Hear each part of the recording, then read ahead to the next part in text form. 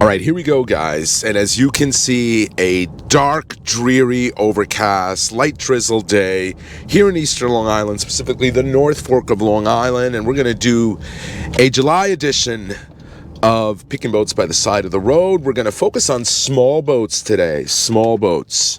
I've seen a few, including a jet ski. We've never done a jet ski, I don't think. So we're going to look at that. We're going to look at a small Hydra-Sport, hopefully still there, a small Mako, and what looks like a small classic Mastercraft, a ski boat. But this literally looks like what could be like number one of the Mastercrafts. It's quite funny. It looks really, really old. Yeah, so we're on our way now. I'm going to stop for coffee. It's about 6 a.m. And I think we're going to hit that Hydra-Sport first, if I'm doing the order of how I saw these boats in my head, followed by that jet ski. So we'll check back in when we're closer to that small Hydra-Sport. All right, here's that Hydra-Sport as I was going way too fast past it. What am I going to do now? I'm going to have to maybe make a turn here.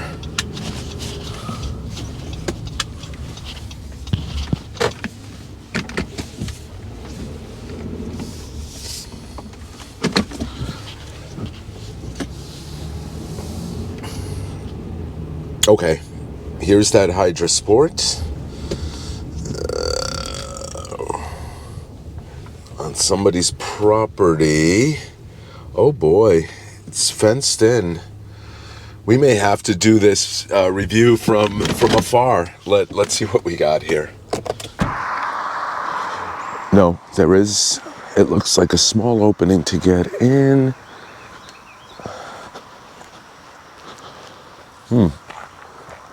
Looks like it's a horse farm. There are horse signs there. Caution, for sale. No price. Oh boy, first one in a long time without a price. 631-765-3292. Looks like it's in decent shape. Yeah, it's the roller trailers. It's a 20 Ocean. OMC, so this is when Hydra-Sport was owned by OMC, and yeah, there's an Evinrude Ocean Pro on it.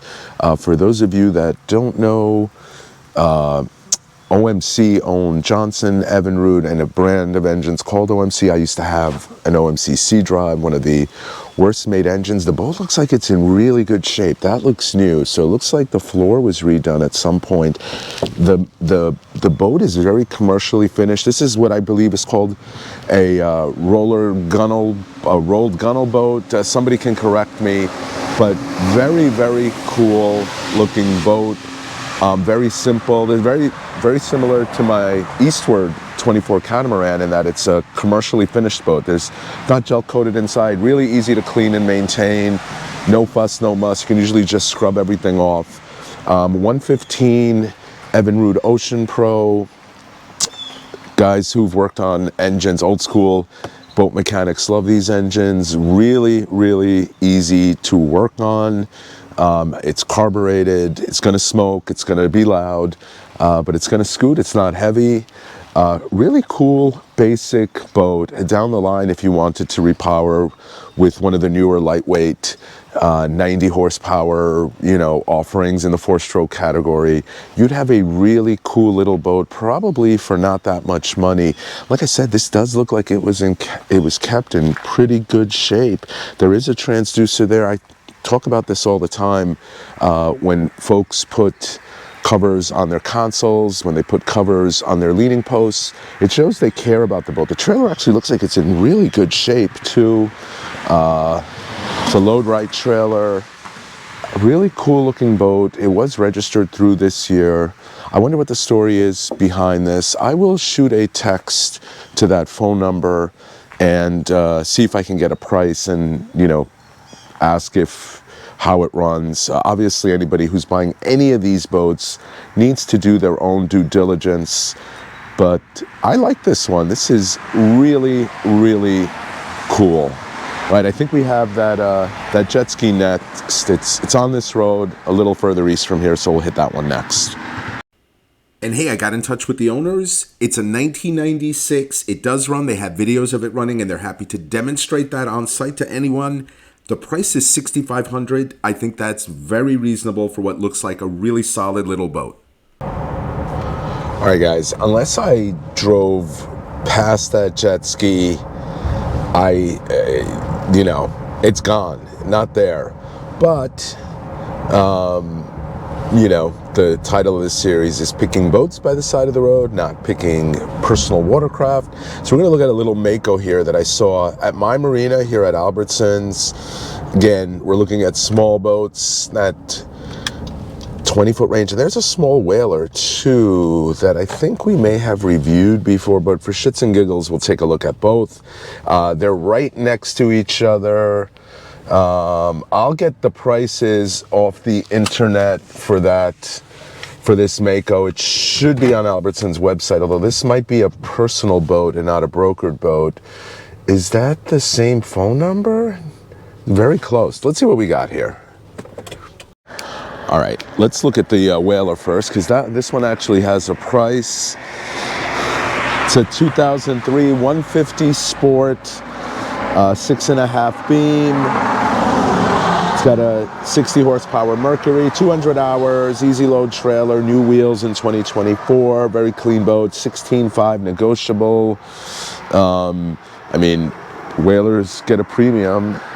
Really cool layout. I like that. I've never seen that before. The driver's seat, the back, has a little mesh net and a little cubby area to store things. The passenger seat has 4 rod holders.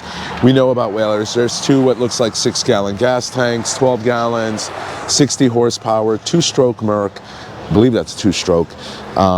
Somebody will correct me if it's not, but it looks like one. A battery under the console there, under the steering wheel, cup holder there. Really simple layout, no speedometer, but you do have a tachometer. Another little bench seat up here, anchor and life jacket storage there. You could put whatever else you want there. Really basic little boat. Looks like it's been well kept. If it's been serviced by Albertson, it's probably in good shape. Not too shabby. Moving over, this is the one I saw that caught my eye. And we did a video before on Makos and their reputation since they got bought by Tracker Marine, by Johnny Morris's group. Definitely not the Makos of old. Notwithstanding that, this looks very clean. There's no price on this one, 765-3232. I believe that's Albertson's number, if I'm not mistaken. I'm gonna look on their website. Hopefully we find a price on this one, but again, it's on a roller trailer, a Riverhead trailer, load right 5-star. It looks like it's in good shape. 150 Merc, it's a 204 model. Here's a shot of the inside. You do have 2 corner seats that flip up out of the way. It is a notch transom, which I personally hate. It does maximize the room over a Euro transom, but you can see the waterline is here, the scuppers are here, and yeah, the size of my hand to get water over the back. I have a video out there of my first boat that sank, and it was a result of water coming over a notch transom like this and flooding the back of the boat. But your very basic center console layout. Otherwise, you see the forward seating in front. There is storage underneath. I can see, and we'll get a closer shot of it in a second, but I can see that you can access that forward storage without having to remove the cushions. There's a little bimini top here. It looks like it's brand new. Tag is still on over there. It looks like it's in really good shape. The boat looks like it's in really good shape. There's the layout. There's a small, I don't know if that's a Garmin or a Lowrance. I can't tell from here. It looks like a Garmin. Maybe a 7-inch GPS screen. The engine is a 150, in case I didn't mention that. There is a basic bench seat here, cooler under that bench seat, and then again, this is the forward layout I was talking about. Oh, there is a sign here. All right. Don't have to look it up. It's a 2016, 20 feet, 3 inches, 8.3 beam. It's a 2016 150, 490 hours, 39,900. Yeah, I mean, that's, I would have guessed about 40K for this boat. And it makes sense. I mean, a new 20-foot CC these days is probably in that 70 to 80,000 range. And used boats are still demanding a premium. Perhaps there's some wiggle room on this. Does look like they changed the price. The 39 there has a sticker over it, but it's a really clean boat. What year was it again? A 16? Yeah, 2016. So it's 8 years old already. Maybe you can knock that down a little. I don't know, but I do like this model. Yeah, and that whaler is cool too, but full disclosure, I would rather have this. All right, let's go look at that Mastercraft.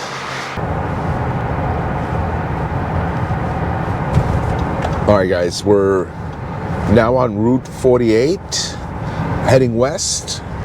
Those first 3 boats were on Route 25. And that Mastercraft is going to be on the other side of the highway. I say highway, we call this the highway, but it's really just a 4-lane country road here in the North Fork of Long Island. So it's going to be just up ahead. We're going to have to make a U-turn at the first available spot after we pass the boat. I believe it's just past it. I was paying attention to this pre-planning when I saw the boat originally. So it's going to be up here in a second, and we'll pull up to it and see what it's about.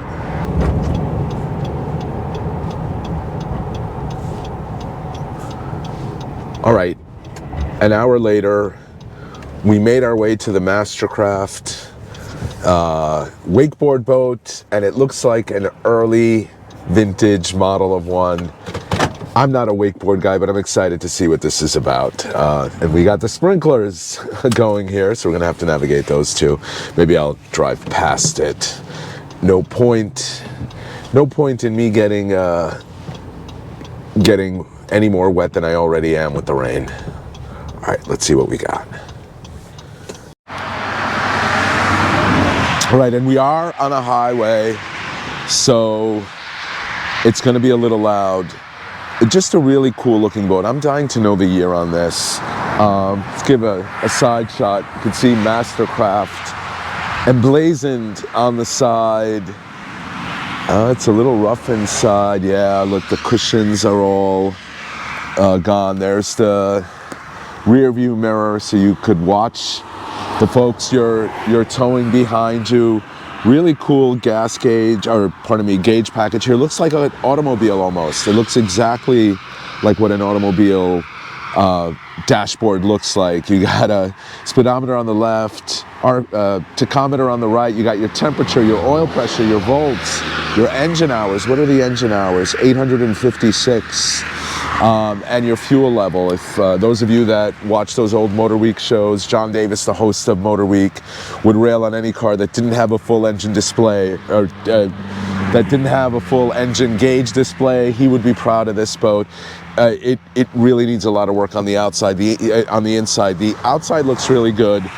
Let's get to the price. It's a 1992, and then they have 2009 under it. My presumption is that means in 2009 there was some type of rebuild onto it, new engine, something to that effect. I'm not calling. Runs, needs interior clearly. There's the phone number if anybody's interested. Really good price, $5,500. Really cool little boat. If I were a betting man, I would say 18 feet. Don't quote me on this. It's got that looks like 190, so maybe 19 feet. It's a ProStar model, 190. There's a teak boarding ladder here, not a boarding ladder. I forgot what this is called. Somebody will say it in the comments. Look at this, sold originally in Alabama, and it's made its way up to the North Fork of Long Island. Nice little boarding step too. I like this on the trailer. Trailer looks like it's in decent shape. It looks like it's a galvanized trailer. There's another boarding step here. Again, if you're into wakeboard boats or even just something, a runabout to get out into the water, allegedly it runs per the ad. Engine is going to be under here. Looks like it would be a lot of fun to tool around in. And like any boat, you can fish off it, but that's not the intended purpose of this boat. This boat is meant to tow skiers. There's the tow bar too, right here. Not my cup of tea, a little too much work also for me, but I thought it was cool. It looks like a vintage wakeboard boat, so I thought, let's include it. All right, we'll get back in the Honda right there, and I'll offer you my closing thoughts. All right, guys, we're finally able to pull out. There was so many cars coming, heading east, and finally a little break. Goes in waves, I guess. Anyway, I digress. So we looked at 4 interesting boats. We got, I'm just passing it here on my left, that classic Mastercraft 19-footer. These are all small boats, 20 feet and under. That Mako 204, 40 grand. That one was 5,500, the Mastercraft. That little whaler was, what was that, 15 grand or so, 15-foot whaler. I'll have to double check the price. It's not coming to me off the top of my head. I'll probably have it right under here. And then the unknown, that Hydra-Sport, that little Hydra-Sport 20-footer, price unknown on that one. I mean, that one is the wild card for me, because if it is cheap enough, that is a light, simple, rolled gunnel boat that you can trailer anywhere. You can fish that on nice days almost anywhere. Easy to maintain, easy to clean. And even if, and I'm saying if the price is right, because there's no way I want to deal with that engine, even though guys run the snot out of those engines and they last forever, but they're always going to have those little gremlins, stators, carbs. I just want the convenience and reliability of a 4-stroke. If I could get that boat cheap enough, I would stick a 90 horsepower Yamaha, Suzuki, Mercury, take your pick, Honda, take your pick of reliable 4-stroke engines in that size. Every make and every major brand is going to have a reliable model that's going to sip fuel, that 10 gallons will last you forever. So that's my opinion, if I can get that boat cheap enough. Otherwise, I really like that Mako. Nice layout. You could. I don't like the notch transom, but I'm not going to be taking that anywhere dangerous. Again, it's going to be a boat I'm going to trailer and use on good days. Just that price might be a little high. I might want to talk it down. But anyway, that's my opinion. Let me know in the comments which boat you would pick and why. I hope you enjoyed this video. As always, if you like these videos, hit that like button. If you're not already a subscriber and you like content like this, please consider subscribing. And if you want early access to videos, private live streams twice a month, membership subscriber contests, and other perks, please consider becoming a member of the channel.